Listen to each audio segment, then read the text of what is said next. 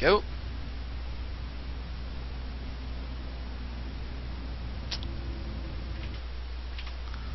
Alright, ladies and gentlemen, welcome to another edition of Breaker Casting, where today we have Direstrait in the upper right hand corner, and as the Zerg in the red trunks, and he's got to be everybody's favorite player, and of course, one of the possibly the best in EXE. I dare say he could go pro in some countries if he wanted to, but let's get a look at who he's facing today, as it is someone who's super BM, and one of Destiny's best friend. Or excuse me, one of Destiny's best friends, CombatEX. May I just introduce my friend here, Joe. He did me the kind honor of building me my new super rig. I did buy all the parts myself, though. High five, Joe! Thanks a ton, bro. Alright. So far, we got a pretty standard game going so far. I mean, Dire's obviously not electing for a 12th pool. And we're gonna see just what other shenaniganry's gonna go on in this game. Let's see. CombatEX looks like he's electing to go for a Forge Fast Expand build. Let's see. But is that really what he wants to do? Oh, by the way, I do apologize, as I am casting this from the Korean server on my Taiwanese client, so that's why we see Chinese characters. And oh, what's this? Wow, okay, this was a gateway first. Okay, my bad. So, nonetheless, we got a pretty standard game going so far, and it looks like that probe's going to do what he can to prevent that pylon or that expo from going down. Excuse me, that expo, he's going to block it with a pylon. And he's already rallied a zealot there, just in case it actually does go down. And it looks like CombatEX isn't actually going to waste any time with that, but it's okay. Dire was adequately prepared for that, so he wanted to put his cooldown at 14, I imagine, at the 13 at the very least. Probe being so bold as to walk into the mineral line and walk out unscathed. Interesting. And of course, Overlord's making their way to the proper positions on the map, just seeing what's going on. And here we go. Looks like the first Zealot is being chrono boosted out, and he's going to make his way to the other end of the map. And we're going to see some. Oh wow, the pylon. Okay, it finished. I thought maybe it would have gotten canceled or something like that, but nonetheless, Dire went ahead and boldly didn't afraid of anything and put down his third hatch right there. Amazing, isn't it? And that probe, he's so bold as to steal 5 minerals from Dire's patch. We can see that right here, can't we? He's so bold as to even try and kill a hatch on his own. Lings go ahead and kill that pylon that was blocking it, and he goes ahead and makes the 4 pairs actually, because he sees a zealot there. And he saw it was a gateway first opening. I imagine he did anything. Yes, he did. So there we go. Pretty standard play from both guys so far. Okay, this is a pretty safe choice. I kind of like that. That probe did tank just a little bit for that zealot, and Dire's doing what he can to kill this futile zealot. And let's just get a look at units lost tab so far. Thus far it favors Dire because, well, those zealots have a bad case of derpies, really. Like to go in and get killed. And of course pylons, those dumb things, just put them down there and they let themselves get killed by zerglings. And so far, whoa, wait a minute, there's no forge just yet, is there? Not yet. Oh my. And let's see, thus far in the game, I'm eager to see just, you know, what's going to happen here. Is it going to be a macro game? Is it going to be one of those bloody, exciting games that's cutthroat? Is it going to be one of those base trade scenarios? That is the question. And looks like Dire's going for an early gas. I mean, that's a bit out of style. Not out of style, but like I want to say somewhat unstandard. Here we go, and these Lings are gonna try and poke forward, see what information they can get out of the natural. But I don't think CombatEX is gonna have any of that. Instead, that was excellent timing by Dire, by the way. He did just spot the Stalker and 2 Zealots right there. I'm sorry for deviating for just a minute. And I'm guessing that Dire's basically gonna do what he can to hold this off, and then probably go for a counterattack or a counter push.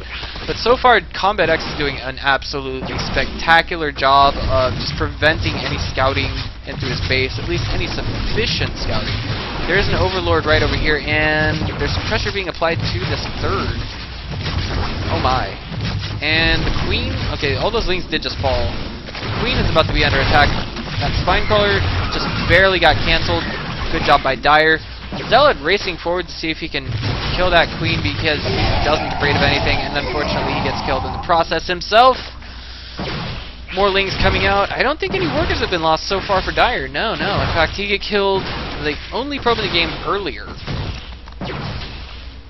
Here we go. Zealot's just coming back. Metabolic boost on the way. Almost done. Let's get a look at the saturation worker count for each player. Right now, Dire is above CombatEX.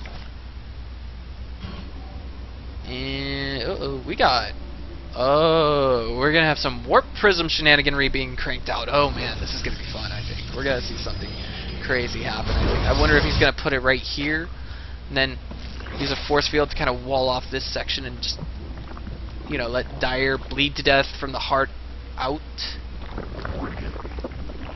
But conversely, Dire does have a... Oh, I'm pretty sure that Overlord just saw it, but the question is, did Dire's eyes just see it? Did he see it with his own two eyes happening? Because right now he is at 72 supply. Uh-oh, something just got killed. I believe it was a scouting Overlord. I can't say right now. I'm trying to look around furiously to find out where it was, but Ling's putting pressure on the main, and Dire sees that warp prism, I'm pretty sure. He just reacted. So let's see what is going on here. Exactly. Well, back to following the warp prism. Uh-oh, 11 Banelings in production. Dire's being extremely bold today. I'm guessing that, yep, they are right here. And this is going to be one crazy game to watch, really. There it is, a warp in, 3 Zealots and 4 Stalkers in the main base of Direstrait. That is what is so scary about a warp prism. I thought maybe he thought it was going to go for right here, but here we go. The Banelings, they are moving in, and they are connecting to some things here, and this is not looking good for CombatEX whatsoever right now. There is an absolute ton of Lings streaming into his main. Meanwhile, Dire's main is getting absolutely torn apart. I'm sorry, the natural was getting streamed into, and right now the main is being streamed into, and this is just absolutely scary for any Protoss to be in. But CombatEX doesn't afraid of anything and has the situation under control. He stayed calm and Gangnam style. 3 Banelings in production. It looks like they may just go for the mineral line. Probes are being pulled, trying to kill those Banelings. Oh my god, oh my god, oh my god. What is going to happen here? Warp Prism moving back over here, trying to harass the third. Spinecrawler properly in place. Queen to reinforce it. But the question is there enough here to do it? Meanwhile, the Nexus is getting attacked. This is absolutely chaotic to watch, ladies and gentlemen. Spinecrawler falls. Lings are moving back to take care of those Stalkers, and right now, if I was Dire, I would go straight for the natural of CombatEX, because I don't think there's any way he can handle it, and just as I say it, he's moving towards it right now. Let's see what's going to happen. Oh no, wall off, successful. And just a ton more of just, oh my. A ton of sentries just being warped in, and that cybernetics core falls, which means no more sentries can be made. Zergling's getting a total surround on these sentries, and the Lings back off just as there are, well, only a handful of force fields remain, really, only 2 or 3. I would have targeted down the gateway in that process, but meanwhile, Dire lost his Baneling nest and all of that, it would appear. And there's that pesky observer being left there. And behind that, Dire decides to go ahead and double expand. Amazingly enough, both players have lost relatively few workers throughout this game. And oh no, this is not good for Dire right here. No. It is not good.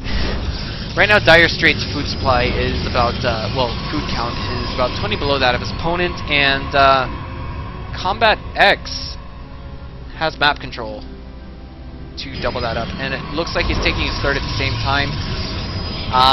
At least placing forward pylons would probably be a good idea to keep a Ling or 2 there, just in case.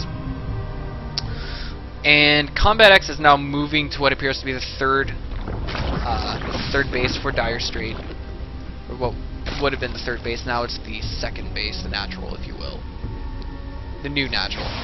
The third, it's the new natural. Haven't you heard? Yeah. And a ton of Lings. This is an excellent surround. Spine Crawlers are getting some good damage in here. These Zealots are not going to make it out alive. I don't care what you say. And it looks like maybe 1 or 2 sentries had fallen there. If it's any time to engage, it would probably be now, but the food count for Direstrait is so low.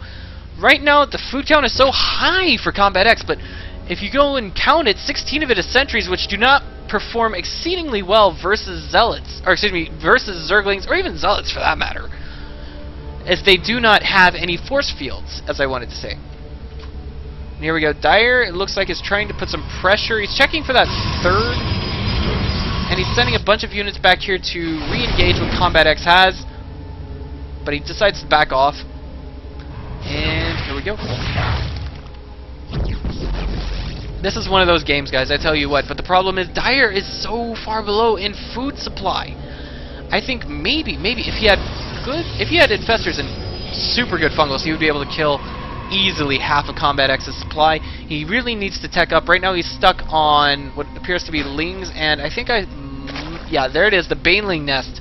I wanted to say that it's back in game.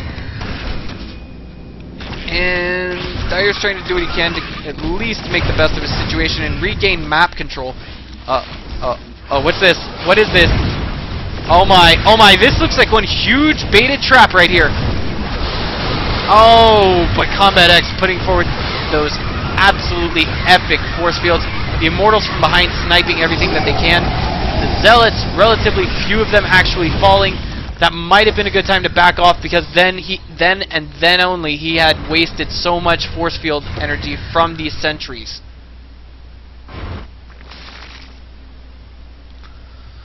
Dire's gathering up what little he can. Thermal Lance and research that, and thus we have a Colossus in production as well. Oh my, we have one out on the field as well. That's going to spank any Zerglings that try and make it out to Direstrait's position.